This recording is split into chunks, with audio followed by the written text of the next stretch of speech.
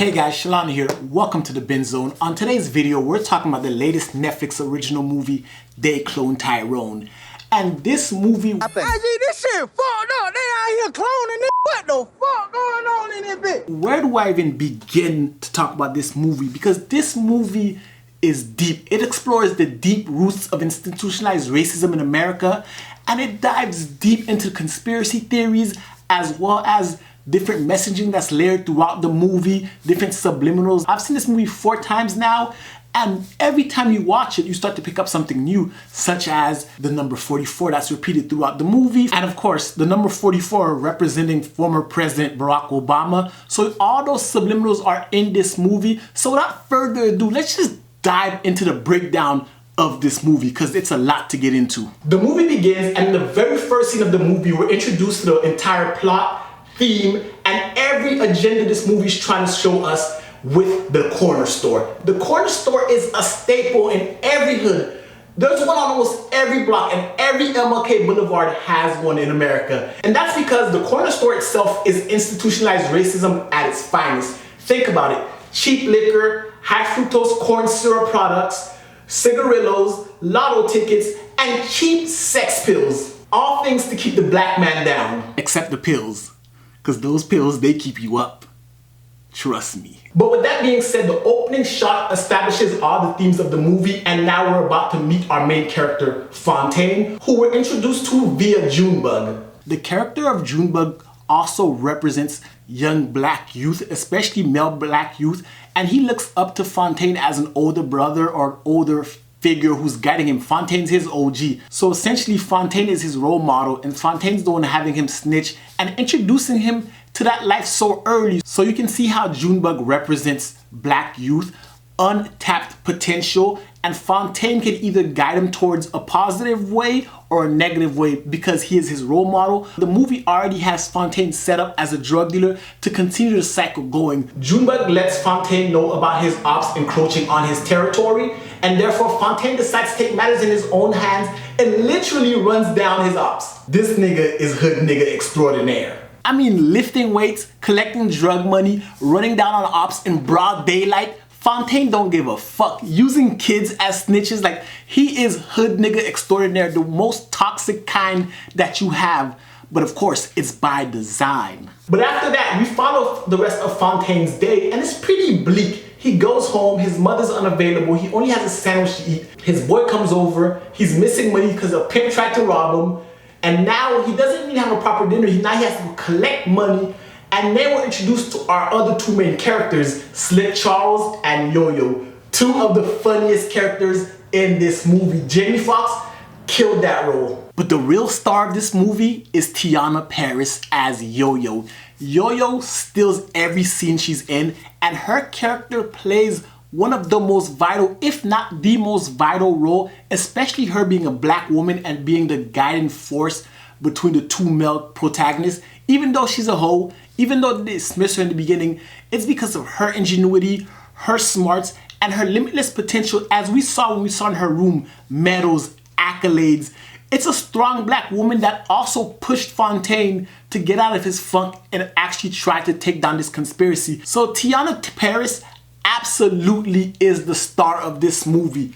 Best character by far. But once that interaction is done and Fontaine walks back to his car, he's trapped because he forgot to follow rule number 1 of parking your car. Always, always, always park in reverse. That way when you get in your car, you can leave. There's no blind spots behind you. No one could block you off and do to you what they did to Fontaine. So always, especially in a crowded parking lot, park in reverse if you can. A shootout happens and Fontaine is killed, and thus ends the life of Fontaine. Within the first 10 minutes of the movie, our main character is killed. We follow his entire day, and it's a pretty bleak life. Let's talk about this for a second, the trauma of Fontaine's life. For the first 10 minutes of the movie, we follow his life and then he dies, and now we're introduced to a clone version of himself who's going through the same motion. That alone, this is all he knows. This is his life. Wake up, lift weights, run down on ops, collect drug money,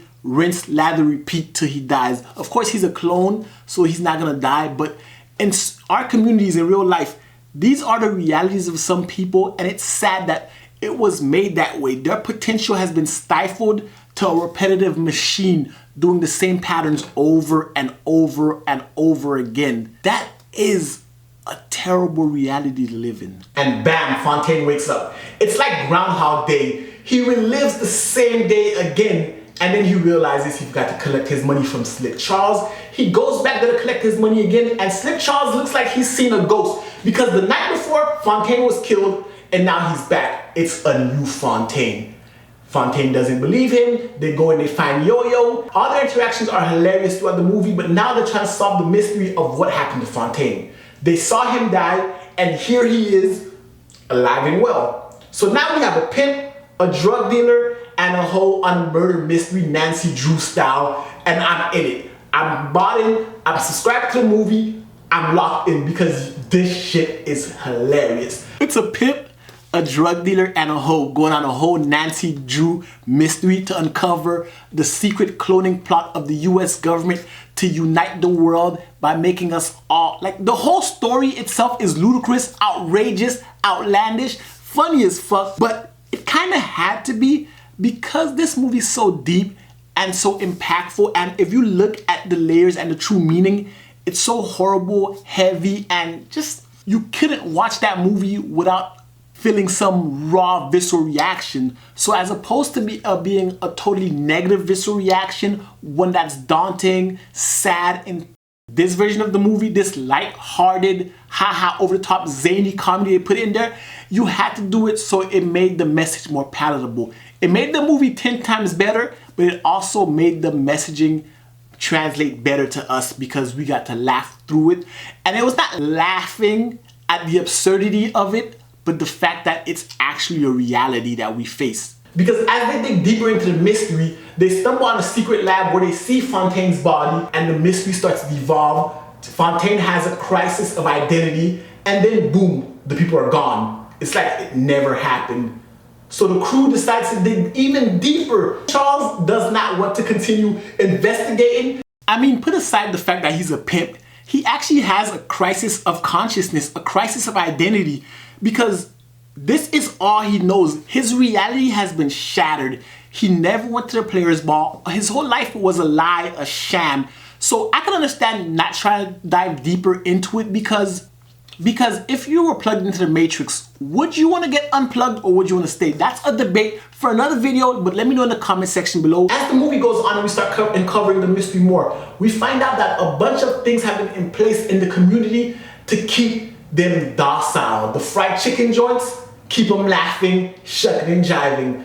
The relaxing hair product, keep the women docile and have them subservient. Almost as though they're equating black hair and aggression to the same thing. And I mean, even the messaging about music affecting our mood, we all know it's true. How many times a track comes on, that shit is hype as fuck. We going crazy. Or an aggressive drill beat drops and one of them UK rappers or drill rappers from Chicago starts going crazy, you get aggressive. So I feel that messaging and it's kind of like, damn, even the music we listen to right now, like creating by our artists, especially with the fact that the dude on the track was rapping, sounded exactly like Kodak Black, and I took that to heart because we know Kodak Haitian, I'm Haitian. I was like, oh, and we can't forget the strip club where niggas go and spend money by the thousands. Guilty, I'm guilty, and I'm gonna keep going. But all these things are placed in strategic neighborhoods because I grew up in the hood. I can see a corner store on one block, a strip club on another block, and as the mystery of the movie is uncovered, we find out that it's a whole government conspiracy to keep the community the way it is.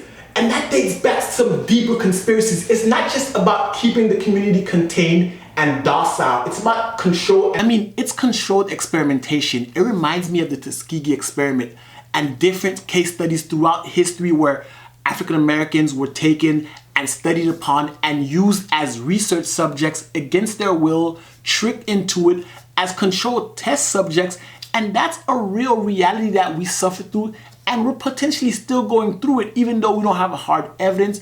And the fact that the movie references missing black girls, and we see that one of them was actually taken and she was being experimented on, stuff like that really happens. I mean, put aside, what's her girl's name? Kaylee, whatever it is, who just faked her own shit with the toddler, because There's always gonna be somebody fucking shit up for everybody, but the reality of it is a majority of black women, black girls go missing and never get found. It's about cloning a drug dealer and then creating something called the war on drugs, where you're pumping communities full of drugs, not just any communities, predominantly black communities and communities of color with drugs. You're giving these drug dealers a way to quote unquote make money and provide for themselves, and then you turn around and you criminalize it to the upteenth degree, and therefore you create a vicious cycle of you pump the drugs, you make the drug dealers, you arrest the people for using the drugs, and you keep that cycle going. You have the pimp there, and the regular baser, the crackheads, the people who are victims of this don't need to be cloned. All you need is these institutions to be there and clone them and keep that process going, and more people are born into the world. You cycle them through, you funnel them through, and you keep control over the entire community. You institutionalize drug dealers, you make drugs illegal. Mass incarceration rates from 1971, when the war on drugs was first enacted, till now, mass incarceration for drug-related arrests are through the roof, disproportionately black. You make prostitution illegal by passing the White Slavery Act in 1910. Yes, look it up. The Mann Act is also referred to as the White Slavery Act, that banned prostitution because white women were becoming more involved in the act. Not because black women were being trafficked or any of that, but because white women were coming in, you made it illegal, but again, predominantly affecting black and impoverished neighborhoods. All of it's insidious, all of it is wow. But once you start clawing away at it, or you peel behind the curtains, you start to see exactly what it is, and that's what happens to the character Fontaine. It's such an insidious plot that there's very little you can do to break out of it.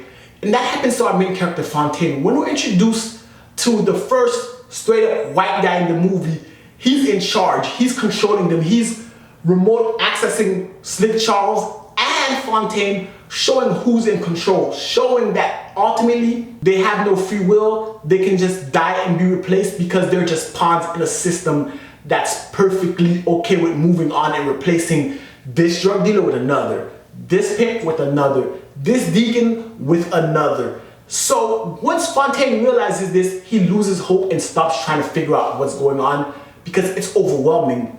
His life is simple. He does what he does, he lives his life, and one day he's gonna die, and that's his life. That's what the system has designed for him to do, and he resigns to his fate, leaves Yo-Yo, leaves Slim Charles, and doesn't want any part of it. That is until he realizes he doesn't even have a mom. It was a fake room the entire time. I mean, he breaks down. His reality is shattered. He doesn't have a mother, and you can feel his pain. He feels trapped. It's suffocating. We see throughout the movie, he's grabbing onto his chest.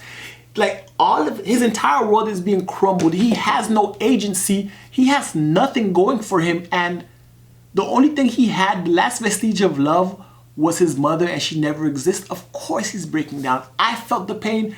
It almost brought tears to my eyes because that shit is very real. If you've ever felt defeated, oh man, that shit can get heavy. And that's when him, Slick Charles, and Yo decide to take down this operation. They unite the entire hood using the same methodology that was used to control them, the same institutionalized racism that was put in place to control them. They used those as methods of communication. They united the entire hood. They created a fake death plot with Fontaine. And the fact that the whole hood united and they used different methods to communicate with each other, they used Underground Railroad tactic methods to communicate and get through the man.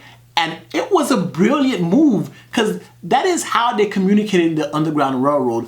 One slave or one person from one plantation would talk to another, and they would set up a whole communication network with abolitionists, secret codes. That's how you got them across plantation to plantation. The fact that they had to go back to old school, almost Negro spiritual level communication levels. Ah man, they did that. Nah, they really did that, for real. But that's when the real plot twist happened. At the end of the movie, we come to find out that the mastermind behind this was a coon. The original Fontaine, his brother was gunned down by police brutality, a story we've heard many times before through the news. This is America we live in today. Tragic.